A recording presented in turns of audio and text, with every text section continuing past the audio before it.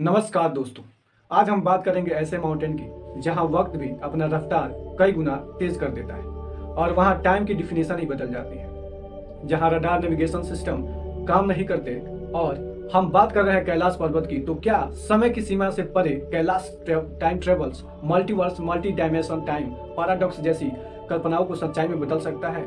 अगर हमारी कही गई बातों पर भरोसा ना हो तो उनसे पूछो जो कैलाश की यात्रा पर गए हो और उन्होंने मानसरोवर में डुबकी लगाई हो। आज के मानसरोवर झील को सदियों पहले वैदिक युग में क्षीर सागर कहा जाता था और पुराणों और ग्रंथों में कहा गया है कि शेषनाग अपने फन पर इस पृथ्वी को संभाले हुए। तो क्या आज जिस कैलाश पर्वत को साइंटिस्ट एक्जिस मुंडी पुकारते हैं उसके नीचे वह शेषनाग छिपा हुआ है?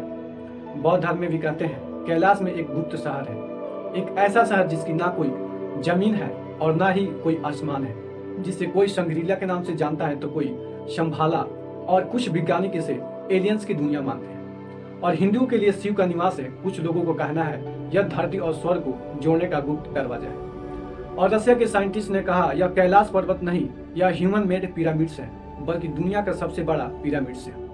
और इस पिरामिड्स के अंदर से अजीब सी आवाजें सुनाई देती है। क्या है कैलाश का राज? नासा कैलाश के किन रहस्यों को उजागर करती है? कैलाश में ही क्यों दिखते हैं हिम मानव? कहाँ रहते हैं महाअघोरी? क्या राक्षस ताल झील में महादानों की रूह घूमती है? क्यों देखते हैं कैलाश पर्वत के नजदीक यूएफओ स्पेस, चमकते गिरते सितारे और मिस्ट्री आवाजें के पीछे का राज क्या है? क्या एलियन सच में कैलाश पर्वत पर रहते हैं और क्या भगवान शिव ही एलियन है?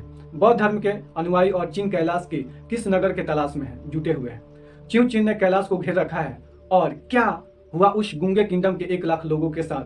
क्या वह कैलाश पर्वत पर जाकर गायब हो गए और कैलाश के हर एक राज से आज पार्टा उठने वाला है? लेकिन इस वीडियो को ध्यान से और पूरा देखें। और मानसरोवर झील अभी तक कोई नहीं सुलझा पाया, लेकिन इसका अनुभव सैकड़ों लोगों ने किया है।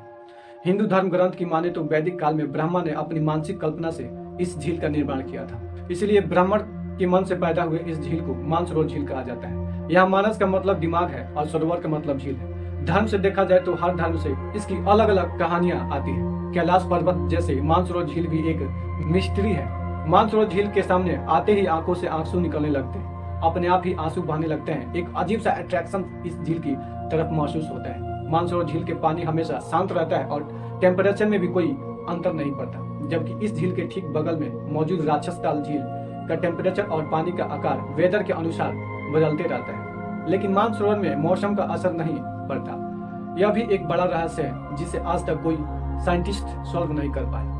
कहा जाता है मानसरोवर झील में डुबकी लगाने से पाप धुल जाते हैं, वही राक्षस ताल झील में डुबकी लगाने से आपके दिमाग में नेगेटिविटी हद से ज्यादा हो जाता है, दिमाग पर कंट्रोल नहीं रहता। साइंस की मानो तो राक्षस ताल झील 150 फीट गहरा है और इससे हार्मफुल गैसें निकलती रहती है जो हमें नुकसान पहुंचाती है।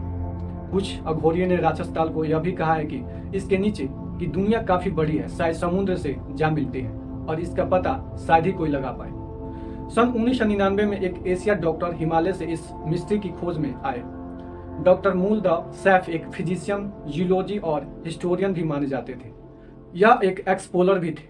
एक्सप्लोरर का मतलब होता है किसी जगह का खोज करने वाला व्यक्ति या खोज यात्री। 1999 में यह अपनी टीम के साथ कैलाश पहुंचे। रिसर्च के अनुसार यह बताया कि यह पर्वत नहीं है, यह एक मैन पिरामिड्स है। रशियन खोजकर्ता यह भी बोले कि यह पिरामिड्स गीजा के पिरामिड से डायरेक्टली कनेक्टेड है और उनको कैलाश से अजीब आवाजें सुनाई देती है।